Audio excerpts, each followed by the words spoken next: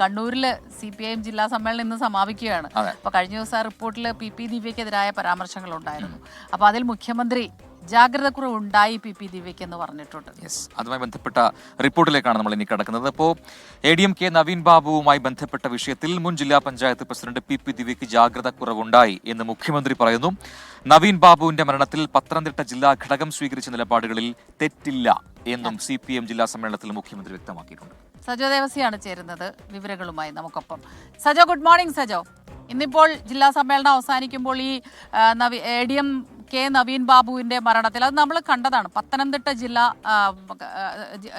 ജില്ലാ കമ്മിറ്റി ആ സമയത്ത് എടുത്തൊരു നിലപാട് അത് വലിയ വിമർശനം ഉണ്ടാക്കിയിരുന്നു. കാരണം PP ദിവ്യയെ അനുകൂലിച്ചു ഒരുപാട് പേര്. അഴിമതിരഹിതമായ നീക്കങ്ങളാണ്, അഴിമതിക്കെതിരായ നീക്കമാണ് നടത്തിയത്, ആ പ്രസംഗം അത് അങ്ങനെയായിരുന്നു എന്ന് പറഞ്ഞവർക്ക് വലിയ തലവേദന ഉണ്ടാക്കിയിരുന്നു പത്തനംതിട്ട ജില്ലാ കമ്മിറ്റിയുടെ ആ ഒരു തീരുമാനവും നിലപാടുകളെല്ലാം തന്നെ. പക്ഷേ ഇപ്പോൾ ഈ കണ്ണൂർ ജില്ലാ സമ്മേളനം ഇന്ന് അവസാനിക്കുന്ന സമയത്ത് മുഖ്യമന്ത്രി അതിലെടുത്ത നിലപാട് അത് വളരെ പ്രധാനമാകുന്നുണ്ട് അല്ലേ?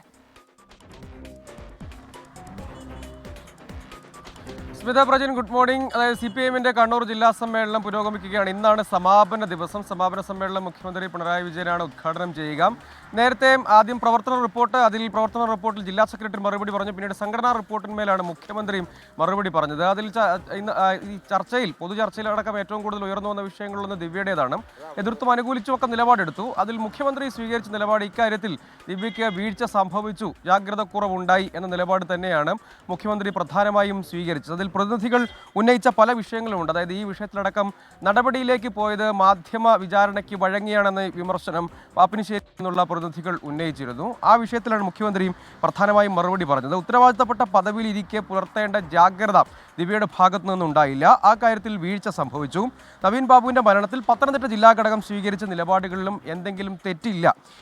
അതോടൊപ്പം തന്നെ ഈ നടപടിയുടെ കാര്യത്തിൽ ഉയർന്നു വന്ന വിഷയങ്ങളെക്കുറിച്ച് പരാമർശിക്കവേ മുഖ്യമന്ത്രി പറഞ്ഞത് എല്ലാ വശങ്ങളും പരിശോധിച്ച ശേഷം തന്നെയാണ് സംഘടനാ നടപടി ഉണ്ടായിട്ടുള്ളത്. ഒപ്പം നിയമപരമായ കാര്യങ്ങൾ അത് ആ നിലയ്ക്കും പുരോഗമിക്കുകയും ചെയ്യുന്നുണ്ട് എന്ന് പറയുന്നു. അതേസമയം ദിവ്യയെ താഴെത്തട്ടിൽ നിന്ന് പ്രവർത്തിച്ച് ഉയർന്നു വന്ന നേതാവാണ് എന്നുകൂടി മുഖ്യമന്ത്രി പരാമർശിക്കുന്നുണ്ട്. അങ്ങനെ പരാമർശിക്കവേ തന്നെയാണ് ഉത്തരവാദിത്വപ്പെട്ട പദവിയിൽ ഒരു ജനപ്രതിനിധിയോ പാർട്ടി നേതാവോ ഒക്കെ ഇരിക്കുമ്പോൾ പാലിക്കേണ്ട പക്വതയും ജാഗ്രതയും ഒക്കെ ഉണ്ട്. ആ കാര്യത്തിൽ ദിവ്യയ്ക്ക് വീഴ്ച സംഭവിച്ചു എന്ന് തന്നെ മുഖ്യമന്ത്രി പറഞ്ഞു എന്നതിൽ ശ്രദ്ധേയമായ കാര്യമാണ്. ഒപ്പം ദിവ്യ എന്ന നേതാവ് താഴെത്തട്ടിൽ നിന്ന് സജീവമായി പ്രവർത്തിച്ചു വന്ന ആളാണ് എന്ന കാര്യം അംഗീകരിക്കുന്ന നിലയ്ക്കുള്ള പരാമർശങ്ങളും അദ്ദേഹത്തിൻ്റെ ഭാഗത്തു നിന്ന് ഉണ്ടായി. ഒപ്പം സംഘടനാ റിപ്പോർട്ടിൽ PB അംഗം കൂടിയായ മുഖ്യമന്ത്രി തന്നെ മറുപടി പറഞ്ഞു. കോഴിക്കോടും അദ്ദേഹമാണ് പറഞ്ഞത്, കണ്ണൂരിലും അദ്ദേഹം തന്നെ പറയുന്നു എന്നത് ശ്രദ്ധേയം. മറ്റൊരു പ്രധാനപ്പെട്ട കാര്യം, നേരത്തെ ഈ വിഷയത്തിൽ പാർട്ടിക്കകത്ത് വലിയ തോതിലുള്ള ചർച്ചകൾ ഉയർന്നു വന്നതാണ്. ലോക്സഭാ തിരഞ്ഞെടുപ്പ് കാര്യമായ തിരിച്ചടി, പാർട്ടിക്ക് ഇതുവരെ ഇല്ലാത്ത വോട്ട് ചോർച്ചയുണ്ടായി എന്ന് പ്രവർത്തന റിപ്പോർട്ട് പറയുന്നുണ്ട്. സംഘടനാ റിപ്പോർട്ടിലും ഈ തിരിച്ചടി വളരെ വിശദമായി പരാമർശിക്കുന്നുണ്ട്. കാരണം ഇതുവരെ ഇല്ലാത്ത വിധം പാർട്ടിക്ക് വലിയ പിന്തുണ ലഭിച്ചിരുന്ന കേന്ദ്രങ്ങളിൽ വലിയ അടിയൊഴുക്കുകളുണ്ടായി. ആ വിഷയം പരാമർശിക്കവേ പ്രധാനപ്പെട്ട ഒരു കാര്യം ചർച്ചയായി ഉയർന്നു വന്നു. അതിന് മുഖ്യമന്ത്രി പറഞ്ഞ മറുപടി ശ്രദ്ധേയമാണ്. മുസ്ലിം സാമുദായിക വിഷയങ്ങളിൽ അല്ലെങ്കിൽ ന്യൂനപക്ഷ സാമുദായിക വിഷയങ്ങളിൽ നിലപാടുകൾ, പാർട്ടി സമീപകാലത്ത് സ്വീകരിച്ചു പോകുന്ന നിലപാടുകൾ പ്രീണനമായി ചിത്രീകരിക്കപ്പെട്ടു എന്ന് മുഖ്യമന്ത്രി മറുപടിയായി പറഞ്ഞതാണ്. അതിന്മേൽ ഉയർന്ന ചർച്ചയ്ക്ക് മറുപടിയായി പറഞ്ഞതാണ്. എതിരാളികളുടെ പ്രചരണം ഈ വിഷയത്തിൽ ഒരു പരിധിവരെ വിജയിച്ചു. പൗരത്വ ഭേദഗതി, പലസ്തീൻ പ്രശ്നം, അതോടൊപ്പം തന്നെ വിവിധങ്ങളായ മുസ്ലിം മത സാമുദായിക വിഷയങ്ങളിലടക്കം ഏക സിവിൽ കോഡ് വിഷയത്തിലടക്കം നിലപാട് സ്വീകരിച്ചിരുന്നു പാർട്ടിയും സർക്കാരുമൊക്കെ.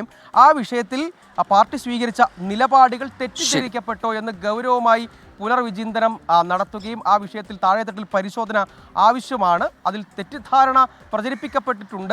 ഏതായാലും അങ്ങനെ ചിത്രീകരിക്കാൻ എതിരാളികൾ ശ്രമിക്കുകയും അത് ഒരു പരിധിവരെ ഫലം കാണുകയും തിരഞ്ഞെടുപ്പിൽ പ്രതിഫലിക്കുകയും ചെയ്തു എന്ന് മുഖ്യമന്ത്രി മറുപടിയിൽ പറഞ്ഞത് ശ്രദ്ധേയമാണ്. മറ്റൊന്ന്, പാർട്ടി നേതാക്കളും പൊതുജനങ്ങളും തമ്മിലുള്ള അകലം വർദ്ധിക്കുന്നു. പലപ്പോഴും സർക്കാരിൻ്റെ നേട്ടങ്ങൾ പൊതുജനങ്ങളിലേക്ക് എത്തിക്കാൻ കഴിയുന്നില്ല. അടിത്തട്ടിൽ ഉണ്ടാകുന്ന മാറ്റങ്ങളെ വളരെ കൃത്യമായി പാർട്ടിക്ക് മനസ്സിലാക്കാൻ കഴിയാതെ പോകുന്നത് ഈ അകലം വർദ്ധിച്ചതുകൊണ്ടാണ് എന്ന് പറയുന്നു. മറ്റൊന്ന്, പേരെടുത്തു പറയാതെ IP ജയരാജൻ്റെ അടക്കം വിഷയങ്ങളിൽ പ്രതിനിധികൾ നിലപാടുകൾ പറഞ്ഞതാണ് ചർച്ചകളിൽ. അതിന്മേൽ പറഞ്ഞത്, പേരെടുത്തു പറയാതെ നേതാക്കൾ പക്വതയോടെ ഒപ്പം തിരഞ്ഞെടുപ്പ് ഘട്ടത്തിലും മറ്റും പൊതുസമൂഹത്തിൽ ഇടപെടുമ്പോൾ, അഭിപ്രായ പ്രകടനം നടത്തുമ്പോൾ, നിലപാടുകൾ സ്വീകരിക്കുമ്പോൾ, ആളുകളെ കാണുമ്പോൾ ഒക്കെ പാർട്ടി നേതാവെന്ന ജാഗ്രത പുലർത്തണം. അങ്ങനെ ഒരു പക്വത പ്രതികരണങ്ങളിലും പെരുമാറ്റങ്ങളിലും അഭിപ്രായങ്ങളൊക്കെ തന്നെ ഈ കമ്മിറ്റി യോഗങ്ങളിൽ ഉണ്ടായിട്ടുണ്ടെന്നാണ്. എന്തായാലും മുഖ്യമന്ത്രി എടുത്ത നിലപാടാണ് ഏറ്റവും പ്രധാനപ്പെട്ട വാർത്തയായി ഈ മണിക്കൂറിൽ നമുക്ക് പ്രേക്ഷകരുമായി പങ്കുവെക്കാൻ കഴിയുക.